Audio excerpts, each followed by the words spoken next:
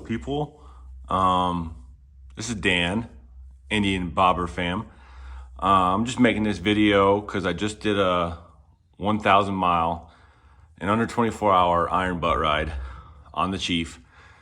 And I want to give you guys some tips and tricks, some lessons learned about prepping for the trip, and that you can in fact do it on a smaller bike like the Chief and not have to worry about not having enough storage to bring the essentials if you prep right, if you got the right accessories. It is completely doable. The Chief ran fine. We rode hard. You completed it in just a little over 18 hours. Yeah, a really fun ride. But here are some of the essentials that you should bring with you, that I brought anyway, that I found were key.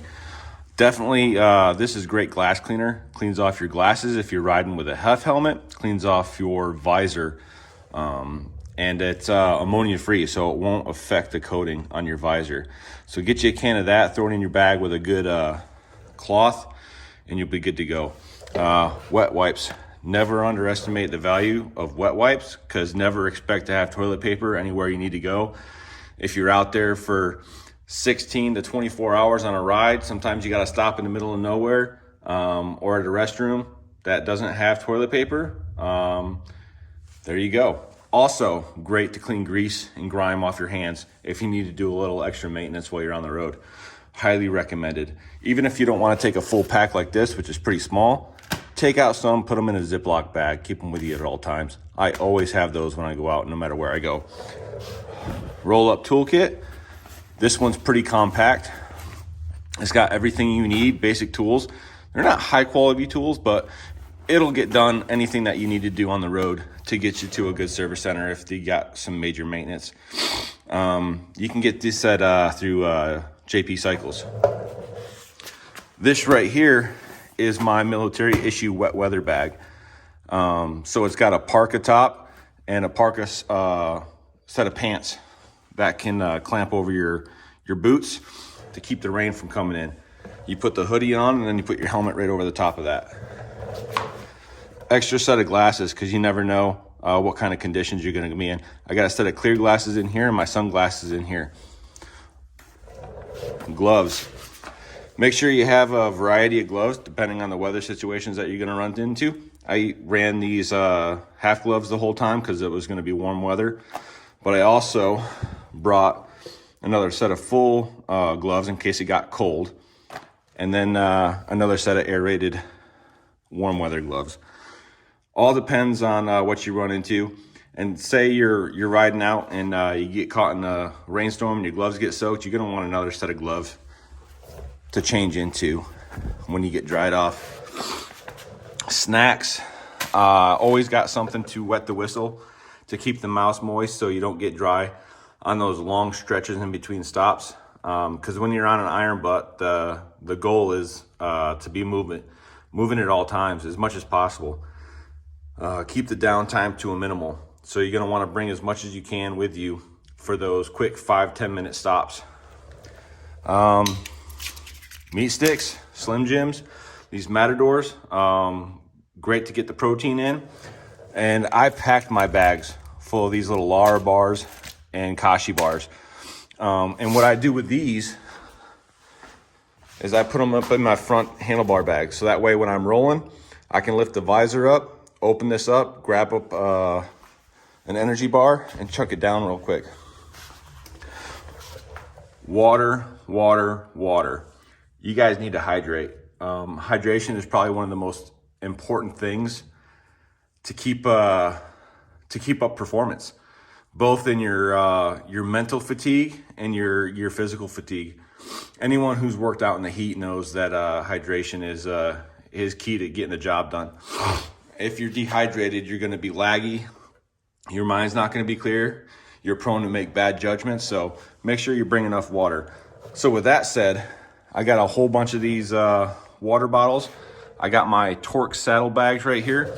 And in these bags, I can fit 6. I can shove 7 in there, but I put 6 on each side. I got 1, 2. And then in these little recesses right here, I also went ahead and just stashed the granola bars and stuff down there to take out mid-stop. So I got some in here, I put some in there. So make sure you hydrate up. And to hydrate up mid-trip, I got this Ram mount water bottle holder and this Ozark Trail from Walmart with rubber coated straw. And I top that off with water and ice every time we stop at a gas station. So what that does, it allows me to flip up my visor, lean forward and take a sip of water anytime I need to without having to stop. Highly, highly recommended. All those guys that are wearing half helmets, and they usually have their baggers with the bagger guards on the front, and I see them with their water cups attached to their bagger guards. I just thought they were just packing way too much, but those guys were in the know. They knew how to level up their ride game, and that definitely having a drink of water at a moment's notice is definitely beneficial. Backpack storage. So this is where I kept all my gear. Toolkit on the bottom, wet weather bag, extra shirt, long sleeve, short sleeve, depending on the weather that you're gonna run into.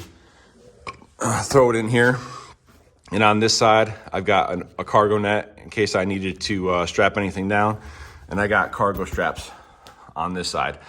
This interior pocket is completely waterproof. So if you're gonna get some rain, all I had to do was unfurl this, throw everything down in this waterproof section, and then close it back up again. But that's where all my stuff was kept. So all this stuff was with me on the trip. This is my modular helmet. I got the Shoei Neotech 2, and works like a champ. Was able to flip up and get drinks, and that most of all is what was needed. If you want to take video and pictures on the way, I don't know if you guys are the type that does it with your hand, but for me, I like to do hands-free. So I got my quad lock set up right here on the handlebars. I can flip my phone vertically, kinda, and it allows me to take pictures and video of what's ahead of me without too much blockage. You get a little bit of the bag, but it's not too much, and I normally keep my GoPro here. But I didn't want to mess with that on this trip, as the premise of this trip was miles, miles, miles. We didn't stop to eat. We didn't joke around. The only thing that we ate up was miles. And it was a fun trip. So for comfort and long rides on the Chief, we all know that the number one thing that concerns us with this Chief and long rides is the seat. If you can handle the stock seat, great, perfect. You don't need to go any farther. But if you're like the majority of us, you need more room, you need more support, and that's where a good quality aftermarket seat comes into play. Make sure it fits you. Make sure it's comfortable for you. If you can't stand being on your bike for more than an hour without getting such a sore ass that you have to stop for a half an hour, then you're not ready for an iron butt ride. You got to upgrade your seat. You got to get that sorted out well before you attempt to take on an iron butt. And then once you get that sorted out, if you can go a few hours on a seat, minimal stops, then you're ready to start planning out your iron butt ride. The other thing to keep in mind when you're out on these rides is constant adjustments. So for 3/4 of the trip, doing these adjustments will help alleviate the tension on your back, your butt, and those pressure points that have been bombarded for the good part of 12 plus hours on this trip.